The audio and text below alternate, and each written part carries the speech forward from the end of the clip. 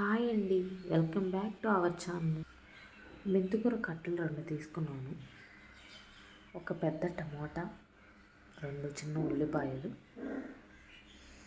ఇప్పుడు నా దగ్గర మెంతికూర కట్టలు పెద్దవి ఉన్నాయి. మీ దగ్గర చిన్న మెంతికూర కట్టలన్నా తీసుకోవచ్చు. నీట్గా వాటిని కట్ చేసుకొని 1కి 2 సార్లు నీట్గా కడుక్కోవాలండి. చూసారు కదా, వాటర్ తెల్లగా వచ్చేంత వరకు నీట్గా కడుక్కోవాలి. తర్వాత మనం మెంతాకుని నీట్గా కట్ చేసుకోవాలి చిన్న చిన్న పీసెస్లో. మెంతికూరలోకి ఉల్లికారం ప్రిపేర్ చేసుకున్నాం. 1 టేబుల్ స్పూన్ ధనియాలు, 1 టేబుల్ స్పూన్ జీలకర్ర. మీరు కారం తగినంత వేసుకోవచ్చు. నేను 3 మిరపకాయలు వేసుకుంటున్నాను.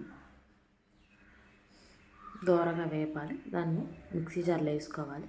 అది చల్లారే లోపల అదే ప్యాన్లో 1 టేబుల్ స్పూన్ ఆయిల్ వేసుకొని ఆవాలు, జీలకర్ర, మినప్పప్పు, పచ్చెనగపప్పు దోరగా వేగాలి. ఒక చిన్న మిరపకాయ, తర్వాత మనం కట్ చేసి పెట్టుకున్న మెంతి ఆకుకూరని దాంట్లో సాల్ట్, పసుపు మగ్గించుకోవాలి.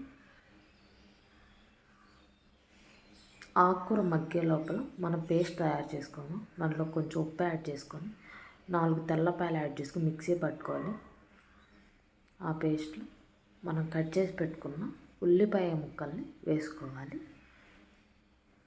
నీట్గా గ్రైండ్ చేసుకో. మరీ మెత్తగా కాకుండా కొంచెం పలుకుగా గ్రైండ్ చేసుకుంటే మనకి తినేటప్పుడు చాలా బాగుంటుంది. ఆ పేస్ట్ తయారు చేసుకున్నప్పుడు మనకు మెంతికూర కూడా ఉడికిపోయిందండి. ఇప్పుడు మనం తయారు చేసుకున్న పేస్ట్ని, ఉల్లికారాన్ని మెంతికూరలో వేసుకోవాలి. బాగా వేపుకోవాలి. దాంట్లో మనం ఉల్లిపాయలు, తెల్లగడ్డ అన్నీ పచ్చి ఉన్నాయి కదా, అవి బాగా వేగాలి. తర్వాత వేగిన తర్వాత పెద్ద సైజు ముక్కలుగా కోసుకోవాలి. టమాటాని మూత పెట్టుకోవాలి. అస్సలు వాటర్ యాడ్ చేయకూడదండి. వాటర్ యాడ్ చేయకుండా ఉంటేనే చాలా టేస్టీగా ఉంటుంది.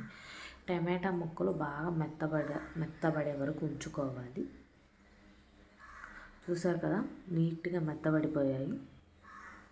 అంతే అండి, చాలా ఈజీ అండి, చాలా టేస్టీగా ఉంటుంది. ఒక్కసారి చేసుకుంటే మళ్ళీ మళ్ళీ తినాలనిపిస్తుంది. ట్రై చేసేయండి. లైక్ చేయండి, షేర్ చేయండి, సబ్స్క్రైబ్ చేయండి.